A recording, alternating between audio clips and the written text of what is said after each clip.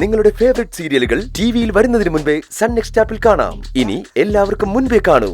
ഇപ്പോൾ തന്നെ sun next app download ചെയ്ത് സബ്സ്ക്രൈബ് ചെയ്യൂ.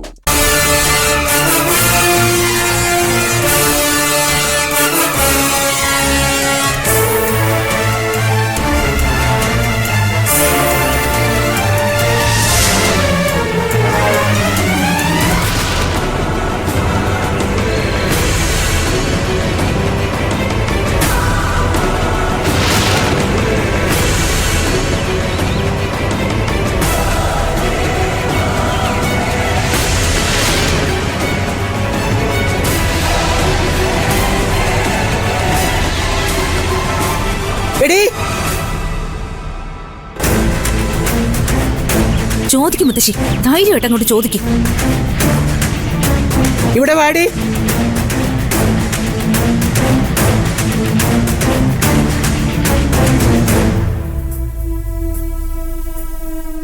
ഞാൻ കേട്ടതൊക്കെ നേരെയാണോടി? എന്താ മുത്തശ്ശി? മുത്തശ്ശിയോ? ആരുടെ മുത്തശ്ശി? ഞാൻ നിന്റെ മുത്തശ്ശിയൊന്നുമല്ല. അതെ, നീ പോയി കടപ്പുറത്തുള്ള വല്ല പെണ്ണുങ്ങളെ വിളിക്ക. അങ്ങനെയൊക്കെ നീ ഞെട്ടണ്ട, ഞാൻ എല്ലാം പറഞ്ഞു കൊടുത്തിട്ടുണ്ട്. ആമി, നീ മിണ്ടാതിരിക്കേ, ഞാൻ ചോദിച്ചോളാം. എനിക്ക് നിന്റെ വിശദീകരണം ഒന്നും കേൾക്കണ്ട. ചോദിക്കുന്നതിന് ഒറ്റ വാക്കിൽ ഉത്തരം പറഞ്ഞാൽ മതി. ചോദിക്കും മുത്തശ്ശി, ചോദിക്കും. അവൾ ഒറ്റ വാക്കിൽ എന്ത് ഉത്തരം പറയുന്നത് ഞാനൊന്ന് കേക്കട്ടെ. പറയടേ, നിന്റെ ചത്തുപോയ കൊച്ച എന്റെ ആദ്യക്കുട്ടൻ്റെതാണോ?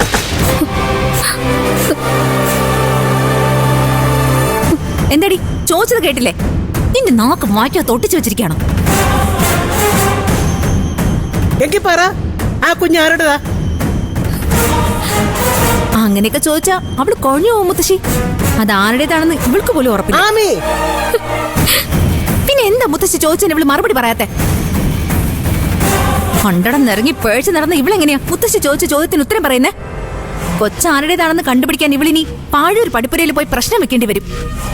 അനാവശ്യം പറഞ്ഞാലുണ്ടല്ലോ. പറഞ്ഞ നീ എന്ത് ചെയ്യൂടി? ആമി വേണ്ട, ഇവളെ ചോദ്യം ചെയ്യാൻ ഇപ്പൊ ഞാനുണ്ട്. എന്നിട്ട് എന്താ ചോദ്യം ചെയ്യാത്ത? ചോദ്യം ചെയ്യാഞ്ഞിട്ടല്ലോ, ഇവള് മറുപടി പറയാഞ്ഞിട്ടല്ലേ. ഇങ്ങനെ ചോദ്യം ചെയ്താ ഇവളെങ്ങനെ മറുപടി പറയും? മുത്തശ്ശി ഇങ്ങോട്ട് മാറ്. ഇവളുടെ കാരണം പോച്ച് 2 കൊടുത്ത് ഞാൻ പറയിക്കാം. സത്യം പറയടി, എന്നോട് നീ സമ്മതിച്ചല്ല മുത്തശ്ശിയുടെ മുന്നിൽ വെച്ച് തുറന്നു പറയടി.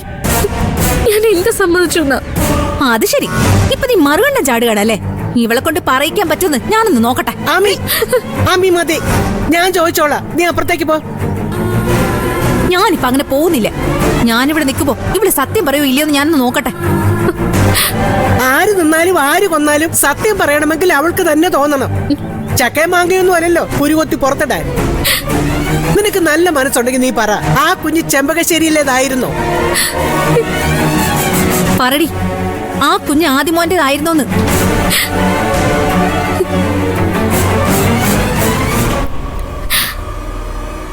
അല്ല,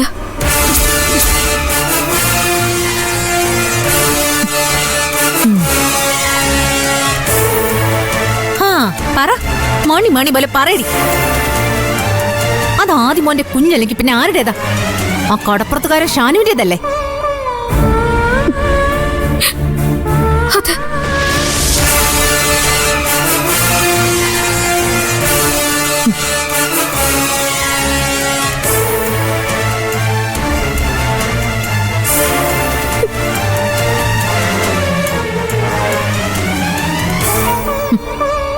ഇപ്പൊ എങ്ങനെ ഇരിക്കുന്നു? ഞാൻ പറഞ്ഞപ്പോ മുത്തശ്ശി വിശ്വസിച്ചില്ലല്ലോ. ഇപ്പൊ ഇവളുടെ വായിന്ന് തന്നെ കേട്ടപ്പോ സന്തോഷായല്ലോ. വല്ലവന്റെ കുഞ്ഞിനെ വയറ്റിലിട്ടോണ്ട് ഇവള് ഇത്രയും കാലം ഭേഷായിട്ട് പറ്റിക്കായിരുന്നെന്ന് മുത്തശ്ശിക്ക് ഇപ്പൊ ബോധ്യായല്ലോ. ബോധ്യപ്പെട്ടു.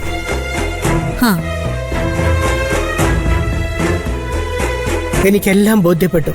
ബോധ്യപ്പെട്ടെങ്കിൽ പിന്നെ എന്തിനാ ഇവളെ ഇവിടെ ഇങ്ങനെ പിടിച്ചു നിർത്തിയിരിക്കുന്നെ? അടിച്ചിവളുടെ ആപ്പീസ് പൊട്ടി കഴുത്തിന് പിടിച്ച് പുറത്തിറക്കി വിടാൻ നോക്കും മുത്തശ്ശി. അത് തന്നെയാണ് എന്റെയും തീരുമാനം. പക്ഷേ ഇവളെ അടിച്ചു പുറത്താക്കുന്നതിന് മുമ്പ് എനിക്ക് ഒരു കാര്യം കൂടി അറിയാനുണ്ട്. എന്താ മുത്തശ്ശി? ഈ സത്യങ്ങളൊക്കെ ആദ്യക്കുട്ടൻ അറിയായിരുന്നോ?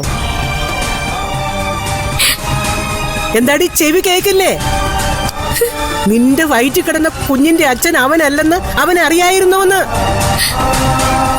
ഇതെന്തൊരു ചോദ്യം മുത്തശ്ശി? അവനത് എങ്ങനെ അറിയാനാ? അറിഞ്ഞ അവൻ സമ്മതിക്കോ ഈ പേക്കൊത്തിനൊക്കെ? അവനെന്നല്ല, ലോകത്ത് ഏതെങ്കിലും ആണൊരുത്തൻ ഇതിനൊക്കെ കൂട്ടു നിൽക്കോ? മറ്റാരുടെയും കാര്യം എനിക്കറിയില്ല, പക്ഷെ എന്റെ കൊച്ചുമകൻ നിൽക്കും.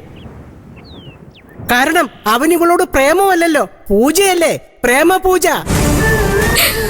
പറയടേ, അവന് ഈ രഹസ്യം അറിയായിരുന്നോ? പറയാൻ.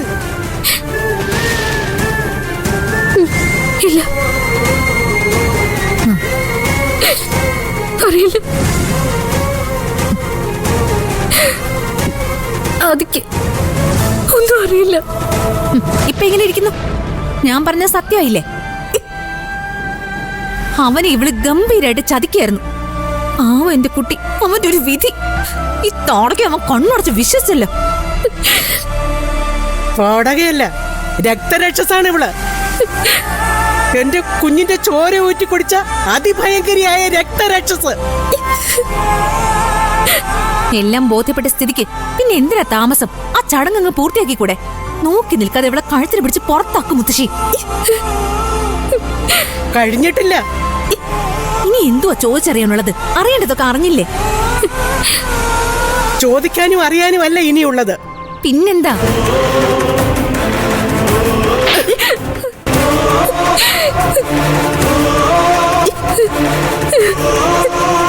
ഇതെങ്കിലും ചെയ്തില്ലെങ്കിൽ പിന്നെ എങ്ങനെയാടി ഞാൻ ആദ്യം കൂടെ മുത്തശ്ശിയാകുന്നത്?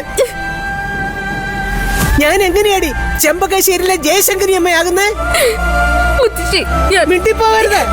നിന്നോട് മലയാളത്തിലല്ലേ പറഞ്ഞ ഞാൻ നിന്റെ മുത്തശ്ശിയല്ലെന്ന്. ആ ബന്ധം അവസാനിച്ചു. നീ പിഴച്ചവളാണെന്ന് ഇവളെന്നോട് പറഞ്ഞ നിമിഷം അവിടെ കഴിഞ്ഞുവല്ല. ഇറങ്ങടി, ഇറങ്ങാൻ.